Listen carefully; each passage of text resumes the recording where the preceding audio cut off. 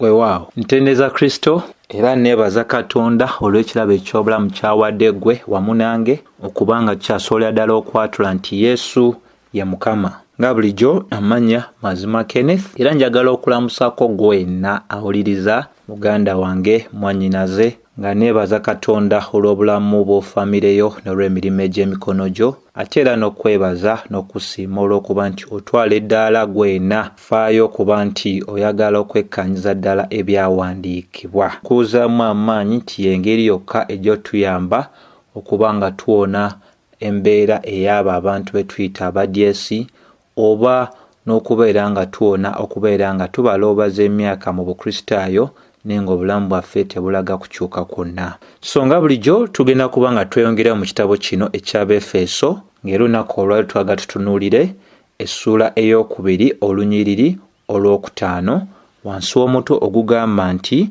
yatufuula balamu. So waliwo ebintu bya mirundi nga esatu byenjagala twekkaanye mu lunyiriri luno olw'okutaano. Jjukira luzimbibwa ku lunyiriri olusooka, olw'okubiri, olw'okusatu n'olwokuna. Nga bwe tugenze mu maaso n'okulaba mu masomo gali amalala gonna, so olunaku olwaleero waliwo ebintu emirundi ng'esatu byenjagala tulabe mu lunyiriri luno olw'okumeka olw'okutaano. Ekimu ku byo y'ensonga egamba nti bwe twali nga tufiiridde mu byonoono. Ekyokubiri yatufuula balamu wamu ne Kristo. Ekyokusatu mwalokoka lwa kisa. So ngenda tutandika n'ekisookera ddala ekigamba nti bwe twali nga tufiiridde mu byonoono byaffe. Kikulu nnyo ogwo okuba nti ojjukirira ddala bulungi ng'era bwe twalaga mu masomo amalala ojja kirabira ddala nti luno olunyiriri olw'okutaano lutandikira ddala awo we twakoma ku lunyiriri olw'okuna. Pawulo mwe yayogera ensonga ey'obusaasizi n'omukwano gwa Katonda ebyamuviirako Katonda okukola bino bye tulaba mu lunyiriri olw'okutaano. So kikulu nnyo okutegeera nti Bayibuli bw'egamba nti bwe twali nga tufiiridde. Kikulu nnyo gwe okujjukira nti kino ky'ekirowoozo kye kimu Pawulo kye yakozeseza ddala mu lunyiriri luli olusookera ddala olw'Abefeso essuula ey'okubiri, naye ate era ekirowoozo ekyo kye kimu akikomya wano okuba nga anyweza obukulu obw'olunyiriri olw'okuna nate era otulaga bantu ki Katonda byalaga obusaasizi bwe ne kye tuyita okwagala kwe. Lwaki Pawulo addamu ekyo kyayogera mu lunyiriri olusooka? Kandusome lulaga bwe luti era nammwe yabazuukiza bwe mwali nga mufiiridde mu byonoono. Kati ate ensonga y'emu agikomyewo mu lwokutaano ng'agamba nti bwe twali nga tufiiridde. Kati kyanyweza mu kuba nti olwokutaano lugoberera olwokuna, ate olwokuna mwe twalabira obusaasizi obungi n'omukwano gwa Katonda. Pawulo ayagala Abefeso obuteerabira nti newankubadde agenda ku nsonga endala agenda mu maaso n'okuba nga aleeta ensonga ez'enjawulo ezisonga ku bulokozi bwaffe, wabula ate era tayagala kutubeere nga twerabira nti bwe twogera ku bulokozi bwaffe, obulokozi buno buweebwa abantu bannabaki? Abantu abataliiko musango oba abantu abaaliko omusango? Tulina okuba nga tutegeera obusaasizi bwa Katonda n'okwagala kwa Katonda okusinza ku nnyiriri olw'okutaano tebyaweebwa bantu b'osobola okugamba nti tebaaliko kyakunenyezebwa, wabula obusaasizi bwa Katonda n'okwagala kwa Katonda byaweebwa abo abaali baafiira mu bibi byabwe n'ebyonoono byabwe. Obusaasizi bwa Katonda n'okwagala kwa Katonda tebyaweebwa abo b'osobola okugamba nti tebaaliko kyakunenyezebwa, wabula byaweebwa abo Katonda yabiwa abo abaaliko eky'okunenyezebwa. Be twalaba mu lunyiriri olw'okubiri nga baatambulanga nga bagoberera ensi eno, be twalaba nga baatambulanga nga bagoberera omukulu ow'obuyinza obw'omu bbanga oyo ayitibwa Sitaani, era oyo olw'omwoyo we n'abeera ng'akolera mu baana abatawulira. Be twalaba nga baagobereranga okwegomba okw'emibiri gyabwe n'okukolanga byonna ebirowoozo byabwe bye byagala. So be bantu bano Pawulo baagendera ddala mu maaso n'okuba nga annyonnyola nga tayagala tubeere nga tukola tutya, nga tubeerabirira ddala nti bano abafuulibwa abalamu bafuulibwa abalamu aboogerwako wano okubeera nti baafuulibwa abalamu tulina okujjukira bantu bannabaki baali baafiira mu bibi byabwe n'ebyonoono byabwe. Era kiki ekibaviirako okubeera nga ku luno tulaba nga bagenda fuulibwa abalamu? Nti obusaasizi n'okwagala kwa Katonda bibalagibwa kubanga mu bo temuli mu busobozi bwa kwewa bulamu. N'ensonga endala gye njagala tubeere nga tetubuusa maaso y'ensonga ey'okwogera Pawulo bw'agamba bw'ati nga bw'ayogera. Enjogera eno bw'agamba nti era naffe ekigambo ekyo naffe kizingiramu abantu bonna. Mu y'Oluzungu kye tuyita the accusative plural. Era ffe kitegeeza nti kizingiramu Abayudaaya bonna ne kizingiramu bannaggwanga bonna abalonde. Era ekigambo kino ffe kizingiramu Pawulo n'Abeefeso be yawandiikira wamu naawe nange kaakano abakkiriza. Obufu obwogerwako tebwali bw'Abeefeso bokka, oba tebwali bw'Abayudaaya bokka, oba tebwali bw'abannaggwanga bokka, oba ate era tusobola okugamba obufu buno obwogerwako abantu bano abaali bafiiridde mu byonoono byabwe tebaali bannaggwanga bokka oba Abayonaani bokka, naye abaali baafiira mu byonoono byabwe baazingiramu Abayudaaya ne bazingiramu ne bannaggwanga oba Abayonaani, ate ne bazingiramu omuwandiisi wamu n'abo kaakano aboogerwako kaakati nga bakkiriza ffenna. So tusobola ate era okugamba nti bwe tuba tuyimiridde ku musingi ogw'obwenkanya bwa Katonda bwokka, tulina okumaliza nga tugamba nti Katonda omutukuvu tasobola kusaasira ate atasobola kwagala bayeekera. Nti Katonda omutukuvu bw'oba otunuulidde obwenkanya bwe, mu Luzungu ky'ekigambo kyekimu kye tuyita justice, nti mu kuba nti mutukuvu nga bwe twalaba mu Befeso ssuula ey'okubiri olwokusatu nti ebyonoono byaffe eby'okubeera nga tutambula nga tugoberera ensi bwe tuba nga tetunalokoka, tutambula nga tugoberera omukulu ow'omu bbanga, tutambula nga tutuukiriza okwegomba kwaffe okw'omubiri, ekiva mu ebyo ffe kwe kulaba obusungu bwa Katonda. Lwaki obusungu bwa Katonda bujja? Obusungu bwa Katonda bujja kubanga mutukuvu. So bwe tuba tutunuulidde obwenkanya bwa Katonda, oyo mutukuvu tasobola kusaasira, tasobola kwagala aboonoonya abo ab'ekikula eky'ekiyeekera, wabula tulaba obwenkanya bwa Katonda mu kufa okw'omwana we. Ekyo kitegeeza ki? Bayibuli esomesa mu Barumi essuula ey'okusatu olunyiriri lwa 23 paka olwa 26 nti Katonda mu bwenkanya bwe alina ekintu kyakola. Ekintu kyakola si kyekirala, kye kino wammanga nti yatusaanyiza olw'ekisa ng'ekirabo okuyita mu bununuzi obuli mu mwana we. Bwe twogera ku bununuzi tutegeeza ekisonyiwo eky'ebibi. Ekisonyiwo eky'ebibi tekisobola kubeera owatali kuyiwa musaayi. Bebulaniya 9:22.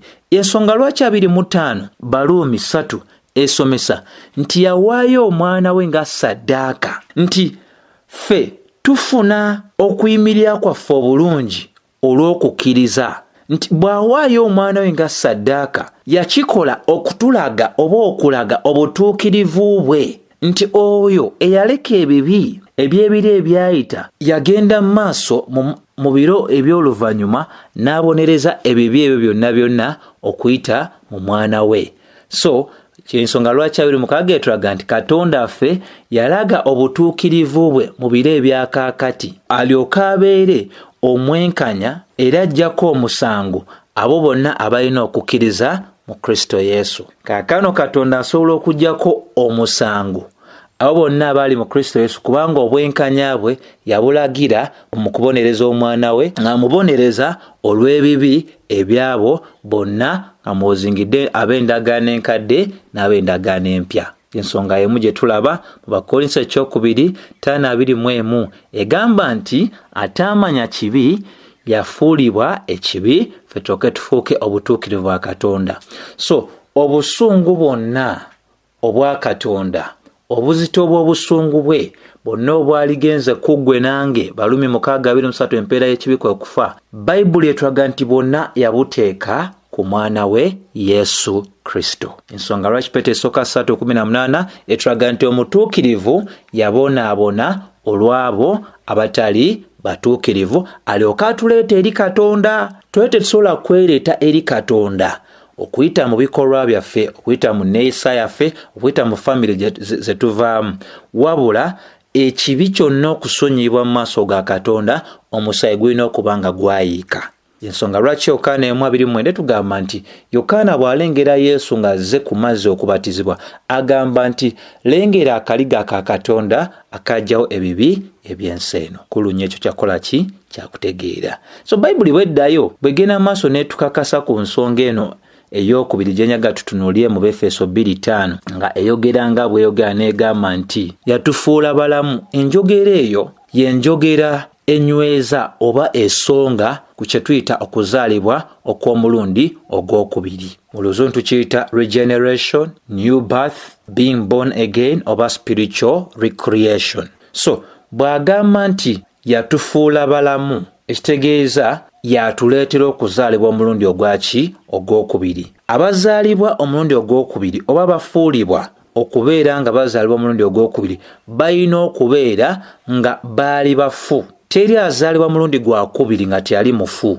Afuulibwa omulamu, afuulibwa mulamu kubanga abadde mufu. Bo bonna kaakano abagamba nti balokole obanga betugamba nti baazaalibwa omulundi ogwokubiri, baazaalibwa omulundi ogwokubiri kubanga baali bafu mu byonoono byabwe. Jjukira twannyonnyola mu masomo amala bwe tuba twogera ku kuzaalibwa omulundi ogwokubiri tutegeeza ki? Twalaga nti okuzaalibwa omulundi ogwokubiri kitegeeza Katonda okuwa obulamu obw'omwoyo eri abo aboonoonyi abafu mu mwoyo. Katonda okuwa obulamu obw'omwoyo eri aboonoonyi abafu nga bwe twalabye mu Befeso 2:1 n'olwokutaano. So ani atufuula abalamu? Twefuula abalamu.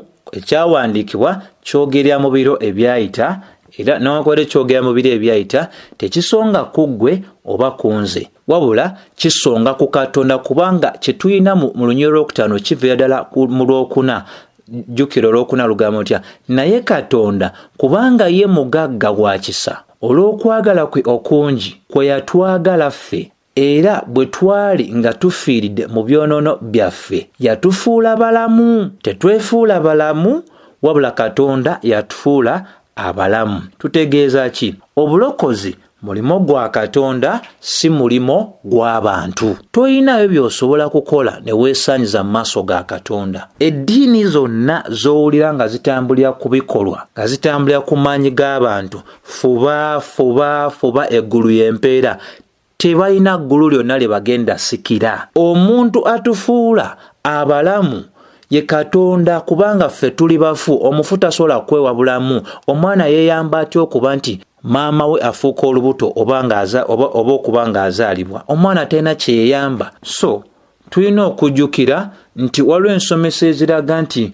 Katonda alina omulimu gw'akola, nawe olina okubaako omulimu gw'okola. Befeso eno 2:5 si byesomesa, eraga mulimu gwa Katonda gwokka, teraga gugwo. Bino ebyogamba nti zikusanze olina okubaako kino kyokola ne Katonda alinaako okubaako kyakola, si bye tulaba mu kyawandiikibwa. Bayibuli eraze nti era ffe bwe twali nga tufiiridde mu byonoono byaffe yatufukati, kubanga olwedde bafu mu byonoono byabwe tebasobola ate kwewa bulamu, kati kitwala mulala. Ye yatufuula abalamu nga bwe tulaba mu kuyita okw'omwami ayitibwa Abraham. Ayitibwa mu myaka emikulu nnyo egy'obukadde nga litasobola na kubanga ye ne mukyala babeera n'omwana. Naye owataali bulamu mu kuba nti emyaka gyabwe gyagiseeko, Bayibuli etulaga nti Katonda amuyita taata w'amawanga amangi. Ekyo kisoboka kitya? Katonda oyo awa obulamu abo abafu. Abraham yali mufu mu mubiri nga tasobola kuzaala. Ffe twali bafu mu myoyo nga tetulina bulamu. Bayibuli kyekola ki? Kyenyweza. Ayita ebyo ebitali ne bibanga ebiri ya Mukama Katonda waffe. So ensonga y'emu era ogijjukira nga Katonda bwe yafuwa omukka ogw'obulamu mu Adamu lubereberye 2:7, bwe kityo bwe kiri eri ffe nti bwe twali tufiiridde mu byonoono byaffe nga twawukanyiziddwa eri Katonda omutukuvu, Taata, Omwana n'Omwoyo Omutukuvu. Katonda mwene yatufuula abalamu. Yensonga lwaki Barumi 5:6 etulaga nti Kristo yatufiirira tukyali banafu. Barumi 5:8 etulaga nti Kristo yatufiirira nga tukyali baki? Boonoonyi. Barumi 5:10 Bayibuli etulaga nti Katonda yatutabaganya n'atuggyako omusango bwe twali tukyali balabe be. Ensonga yonna eragira ddala tekitiibwa n'amatendo bibeere eri Mukama Katonda waffe yekka, kubanga guno omulimo si mulimo gw'abantu, guno mulimo gwa Katonda, era ye mwene yatwefuulira abalamu. Oluna akagambo akalala kendaba wano nga nako kakulu kakufiibwako, ke kagambo Pawulo bw'agenda maaso n'okuwandiika ke yakozesa, bwe yagamba nti era naffe bwe twali nga tufiiridde mu byonoono byaffe yatufuula balamu. Kati kafaako era kakomawo wano eno nti abafuulibwa abalamu aboogeddwako nga baffe si bantu bonna abafu mu Adamu. Si buli mufu mu Adamu yasooka afuulibwa omulamu. Abafuulibwa abalamu bano aboogeddwako nga baffe be bamu be tulamu Befeso 4 abaalondebwa nga n'emisingi egy'ensi gye teginnaba kubaawo. Baffe be bamu be tulamu Befeso 5 abaayawulwa Katonda nga ebintu byonna tebinnabaawo. Baffe be bamu be tulaba Katonda waffe mu Befeso 2:4 byalaga obusaasizi bwe n'omukwano gwe, era ng'ennyiri endala zonna nazo era bwe zinywereza ddala. So si buli muntu yenna eyafiira mu Adamu azuukizibwa oba aweebwa obulamu obw'omwoyo. Muno buweebwa abo bokka Katonda be yalonda. Ojja kumbuuza lwaki? Ensonga yonna etambulira ku kulonda okw'omukwano gwa Katonda wamu ate n'obusaasizi bwe. Jjukira Baluumi eragira ddala mu ssuula ey'omwenda olunyiriri lw'e14 paka olw'e16 nti waliwo ku mmwe abayinza okugamba nti Katonda taalabike nga atali wa bwenkanya. Olw'e15 olyoka lugenda mu maaso ne lulaga nti ng'ekyawandiikibwa bwe kiraga, kyawandiikibwa ekyo si kirala wabula kye kyawandiikibwa ekyakuva 33:19. Bayibuli enyweza n'eraga nti Katonda bw'ati bw'ayogera, yagamba Musa nti ndisaasira gwe ndiba nsaasidde. So obusaasizi, okusigala nga busaasizi tebulina kubeera nga mu ngeri emu oba endala tububanja, bulina sigala nga bwabuwa. Tetububanja ne bulina kubanga bwabuwa. So Katonda bw'atyo bwe yateesa abantu bonna be yatonda bantu be, era abalabirira, abaliisa, abanywesa, oba bimuli oba binyonyi oba bisolo na buli kintu kyonna ky'omanyi kiri mu nsi yakibeezaawo. Wabula ekituuka ku nsonga y'obulokozi, Katonda mwene ye yateesa n'agamba nti ajja kubeerako abantu baawo obulokozi ne abo banaalaga kye tuyita obwenkanya bwe. So ensonga y'emu era tugiraba mu Matayo 11:25 paka 27. Mukama waffe ng'alaga nti ye yekka yalina obusobozi okubeera nga alaga kitaawe abo bonna baba ayagadde. So baba batayagadde tasobola balagaani kitaawe. So ensonga yonna etambulira mukola ki? Mu kulonda kwa Katonda oba ekyo Katonda kye yateesa edda. So ekitegeeza nti gwe nange tulina bye tutamanyi, era bye tutamanyi bye bingi. Tumanyi baani Katonda be yalonda, tetumanyi balwa bataalonda. Ensonga lwaki tubuulira enjiri nga bwe tunoganyiza masomo amala, tetubuulira bantu bamu na bamu, ne tubuulira abantu bonna abo abaanukula eri enjiri. Tusobola ddala okutuula mabbali ntugamba nti weewaawo bano bateekwa okuba nga beebo Katonda byalonda, ne tutunula n'obulamu bwabwe engeri gye batambulamu kitukakasiza ddala nti bano bali kitundu kwabo Katonda byalonda. So kikulu nnyo kyakubanga tunnyonnyokera ddala ensonga ezo bulungi nnyo nyini ddala. Wabula akagambo akalala ate era kenjagala tugatteko ke kagambo era akale mu Lwokutaano akagamba nti yatufuula balamu wamu ne Kristo. Enjogera eyo eya wamu ne Kristo y'enjogera etegeeza nti abakkiriza bonna baagabana mu kuzuukira okwa Mukama waffe Yesu Kristo olw'amaanyi ga Katonda agataliiko kkomo ge twalaba mu Befeso 1:18 paka 2. Era y'ensonga y'emu Bakolisaayi 12 paka 13 gyenywereza ddala nti twafuulibwa balamu wamu ne Kristo.